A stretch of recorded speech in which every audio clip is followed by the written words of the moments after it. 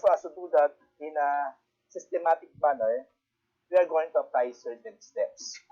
And still, these steps are steps we are going to hide through an acronym or through a word or acronym na magtawag natin LOL. So, dalawa yung meaning natin ng LOL. I-relate natin yung dalawang yun. So, una, laugh out loud. So, yung una natin, laugh out loud. Yung pangalawa, that is League of Legends. Yan, isa sa busong-busong online game. So, League of Legends and laugh out loud. So, bakit nga ba LOL yan? Unahin natin laugh out loud. Ayun yung nagiging reaksyon ng isang tao kapag nakita siya ng isang taong napapahiya. Even through chat, through text, kapag may nasabi kang mali, so, ang tendency is napagtatawanan agad. So, ang nagiging cause is that napapahiya yung tao na tinawanan mo. Lalo na kapag sa personal yan, di ba? Nakita kang nadapa na tao, nakaupo ka for example, nakita mo nadapa yung isang tao. So, instead of helping that person, ginawa mo pa, tinawanan siya.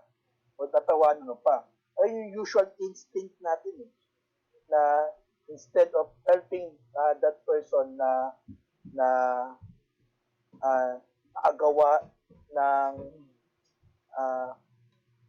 makakasakit sa kanya or agawa ng bagay na hindi niya sinasadya. So, ang tendency is napagtatawa na sa we laugh out loud. So, yung kasi yung instinct natin ng iba sa atin.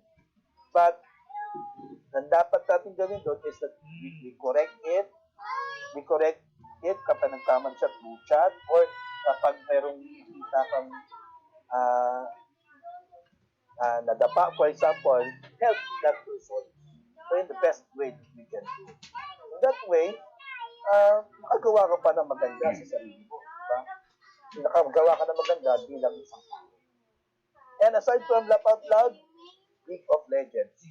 So, yung mga bata ngayon, lalo na yung mga ngayong generation, so, medyo uubos yung oras nila sa kalalaro ng online games. Dati, League of Legends, COC, nandiyan yung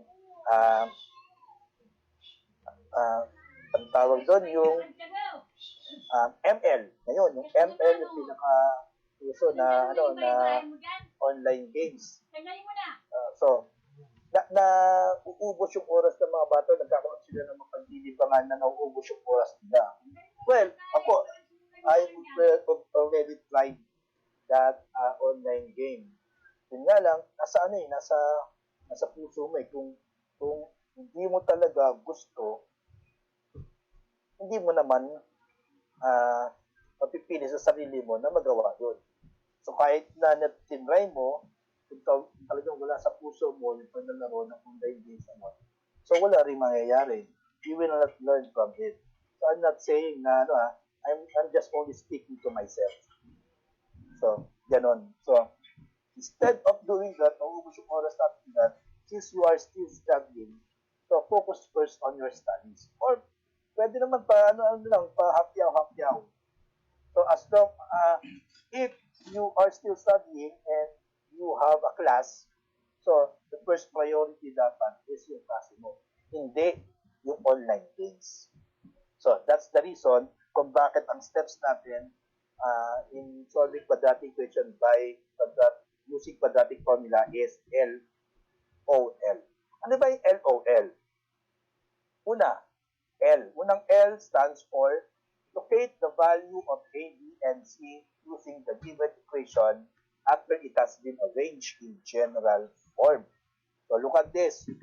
So the equation here should be arranged in general form. In the form ax squared plus bx plus c is equal to 0. So when it was arranged in that form, we can easily determine the value of a, the value of b, and the value of c. A is the numerical coefficient of the quadratic term, while B is the numerical coefficient of the linear term.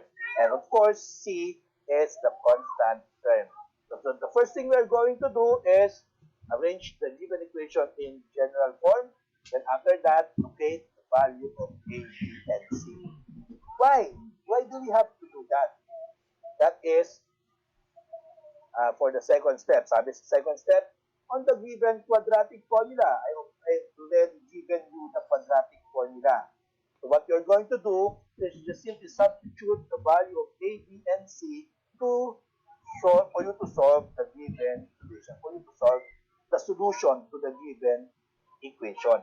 So substitute it, then isolate that given formula until you come up with the solution to a given quadratic equation.